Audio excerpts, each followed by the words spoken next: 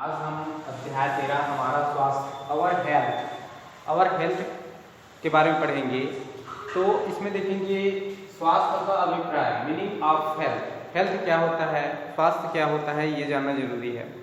तो स्वास्थ्य का बारे में जानते हैं तो क्या आपके जो साथ कभी ऐसा हुआ होगा कि चाह करके भी आपका तबीयत ठीक नहीं लगता है। जैसे हम देखते हैं कि हम अपना मनपसंद कार्य नहीं कर पाते, खेलना चाहते हैं, कुछ अच्छे से खाना चाहते हैं, घूमने जाना चाहते हैं या टीवी देखना चाहते हैं, तो ये कार्य हमको अपने मनपसंद के अनुसार नहीं कर पाते, हमको अच्छा महसूस नहीं होता, ठीक है। या हम विद्यालय जाना चाहते हैं, विद्यालय नहीं जा पाते, तो ये या कई प्रकार के कार्यक्रम में भाग लेना चाहते हैं और उस कार्यक्रम में भाग नहीं ले पाते।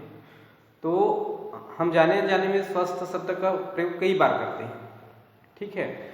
और इस स्वस्थ शब्द का प्रयोग जैसे आज मेरा तबीयत ठीक नहीं है, स्वास्थ्य ठीक नहीं है, मुझे अच्छा नहीं लग रहा है, मैं कोई काम ठीक नहीं से कर पा रहा हूँ, ऐसा बहुत सारा हम अपने दैनिक जीवन में इस शब्दों का प्रयोग करते हैं।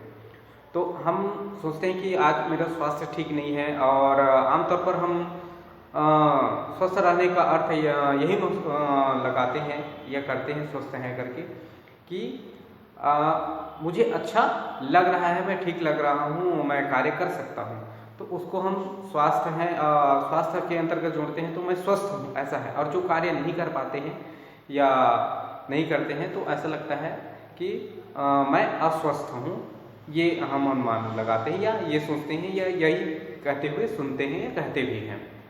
तो ये है कि स्वास्थ्य का जो शब्द है, तो स्वास्थ्य वह स्थिति होती है जिसके द्वारा हम शारीरिक, मानसिक और कौशल युक्त जो कार्य है अपनी दक्षता या क्षमता के अनुसार कर सकते हैं और अच्छा महसूस करते हैं, वही स्वास्थ्य है, ठीक है। क्या है, हमारा जो शारीरिक है, मानसिक है और कौशल है युक्त जो कार्य है उसको अच्छे ढंग से निष्पादित कर पाते हैं, अच्छे ढंग से कर पाते हैं, अपने मनचाहा जो कार्य है वो कर लेते हैं या खा पाते हैं, तो हम स्वस्थ रहते हैं और यही स्वास्थ्य है, जैसे शारीरिक, मानसिक और कौशल युक्त कार्य कर सके। फिर हम देखते हैं स्वास्थ्य, अस्वस्थता और रोग, हेल्थ एंड डिसीज।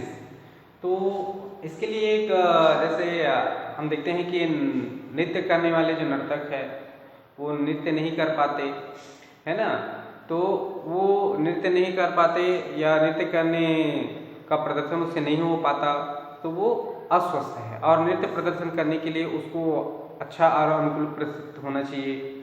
इसी प्रकार बांसुरी वादक जो है वो बांसुरी वादन करने में असमर्थता जाहिर करता है, अर्थात वो श्वास लेने में उसको तकलीफ है। इसी प्रकार कई प्रकार के जो रोग हैं, जैसे खिलाड़ी है वो खेल प्रदर्शन करने के लिए उसके स्वास्थ्य को अच्छी होनी चाहिए और वो मान लो खेल प्रदर्शित नहीं कर पा रहा है तो वो अस्वस्थ है ऐसा माना जाता है, ठीक है। तो अनेक प्रकार के जो रोग है, जो हमारी जो कार्य क्षमता है या जो कार्य करना चाहते हैं वो ठीक ढंग से नहीं कर पाते, तो वो एक अस्वस्थता को प्रदर्शित करता है। या कई एक चीज़ ऐसा है कि हम बार बार यदि कै करें या दस्त बार बार जा रहा है तो वो ये प्रदर्शित करता है कि इसको उल्टी हो रहा है या कै कर रहा है, ये इसको डायरिया है, बार बार दस्त जा रहा है, तो ऐसा अनुमान लगाते हैं, ठीक है। तो ये अस्वस्थता का एक प्रभाव के कारण ये होता है जो हम अनुभव कर लेते हैं। हमको स्वस्थ रहने के लिए स्वास्थ्य के बारे में जानना है। तो जो अस्वस्थता है या रोग है ना, या किसी रोग जैसे ग्रस्त है, इसलिए रोगग्रस्त होने से ही वो अस्वस्थता महसूस करेगा। स्वास्थ्य तो हम किसी कार्य को अपने शारीरिक, मानसिक और दक्षता पूर्ण कार्य कुशलता के साथ कर लेते हैं तो हम स्वस्थ मानते हैं। लेकिन अस्वस्थता क्या है कि हम किसी कार्य को अच्छे ढंग से जो हमारा कार्य है उसको निष्पादित नहीं कर पाते या नहीं कर पाते या सहज महसूस करते हैं, ये हमारा स्वास्थ्य हमको कमजोर लगता है, ठीक है, तो हम अस्वस्थ मानते हैं। तो अस्वस्थ होने का कारण है उनको रोग है ना, उसको रोग ही मान लीजिए। तो जैसे रोग के लिए अंग्रेजी में डिसीज शब्द से दर्शाया गया है, या दो भागों से बना है, एक है डिस और एक है इस, डिसीज को, ठीक है। तो डिस को दो शब्दों से दर्शाया गया है, एक है डिस शब्द और एक है इस, यानी डिसीज जो होता है। तो डिसीज में क्या है, डिस का जो शाब्दिक अर्थ है कि बाधा या बाधित होना, है ना, और इसी का अर्थ है कि आराम या रेस्ट। तो रोग का दूसरा अर्थ है असुविधा होता है, अर्थात रोग होने का अर्थ है कि हम अपना शारीरिक असुविधा महसूस करते हैं या शारीरिक असुविधा होती है। हम रोग के विषय में तब बात करते हैं जब हमें असुविधा के विशिष्ट लक्षण का पता होता है। जैसे व्यक्ति की बार बार एवं दस्ता होने वाली जो बात आई वो होना, तब हम कह सकते हैं कि वह व्यक्ति रोग से ग्रसित है या डायरिया रोग हुआ है। तो इस प्रकार से रोग का लक्षण भी हमको दिखाई देता है, जिसके आधार पर हम उसको वो शारीरिक असहज महसूस कर रहा है या असुविधा महसूस कर रहा है तो उसको रोगग्रस्त है ऐसा मानते हैं। तो उसको क्या कहा जाएगा, वो अस्वस्थ है या रोगग्रस्त है। ठीक है, इसके बाद हम देखते हैं स्वास्थ्य को प्रभावित करने वाले कुछ कारक, फैक्टर दैट इफेक्ट हेल्थ होता है। स्वास्थ्य को प्रभावित करने वाले कुछ कारक है, जैसे हमारा स्वास्थ्य हमारे घर आस पड़ोस और आसपास के जीव एवं परिस्थितियों के अनुसार वो निर्भर होता है या निर्भर करता है उसको। तो इसके लिए जैसे कुछ बिंदु है इसमें दिया है। तो पहला बिंदु है कि जैसे हमारे मोहल्ले है, कॉलोनी है, गांव है या घर के आसपास है, वो स्वच्छ होनी चाहिए।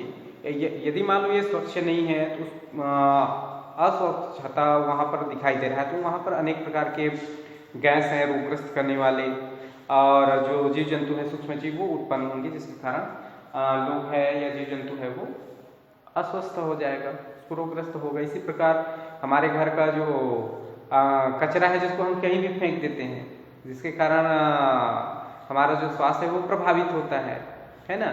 जैसे अपने घर के आसपास या मोहल्ले में उत्पन्न कचरे का निपटारा नहीं कर पाते अच्छे ढंग से, इसके कारण रोग उत्पन्न हो सकता है। हमारे मोहल्ले में या सड़क नालियाँ हैं उसकी साफ सफाई अच्छे ढंग से नहीं हो पाती, तो वहाँ भी रोग उत्पन्न करने वाले जो कारक है वो उत्पन्न हो सकते हैं। तो हम सभी को हमारे आसपास की जो स्वच्छता है उसकी ओर ध्यान देना आवश्यक है ना, और साफ सफाई पर ध्यान देना है। अपने स्वयं पर व्यक्तिगत साफ सफाई के साथ साथ अपने जो घर है, आस पड़ोस है, मोहल्ले है, ये सभी पर ध्यान देना जरूरी हो जाता है, जिसके कारण वहाँ किसी व्यक्ति को या हमको असुविधा न हो और सबको स्वच्छ वातावरण और सब स्वस्थ रहे। तो सब महत्वपूर्ण कारक यही है कि वहाँ का जो स्वच्छता है वो कैसा है। यदि स्वच्छ वातावरण है, सब अच्छा है, तो स्वास्थ्य भी अच्छा रहेगा। ठीक है, क्योंकि वहाँ पर हानिकारक जो जीवाणु है, विषाणु है, कवक है, प्रोटोजोआ है, हेलमिंथेस है, निमेटोड्स है, ये उत्पन्न नहीं होंगे और इन्हीं के कारण अनेक प्रकार के जो रोग है वो उत्पन्न होते हैं। ठीक है, तो स्वस्थ रहने के लिए अपने घर का, आस पड़ोस का, गली नाले मोहल्ले सबका ये स्वच्छता पर सबको ध्यान देना आवश्यक है, और यहीं से रोग का कारक उत्पन्न होते हैं इसी के कारण। ठीक है, तो आज के लिए इतना ही। नेक्स्ट क्लास में हम देखेंगे रोग का जो अभिव्यक्ति लक्षणों के आधार पर कैसे होता है। ठीक है।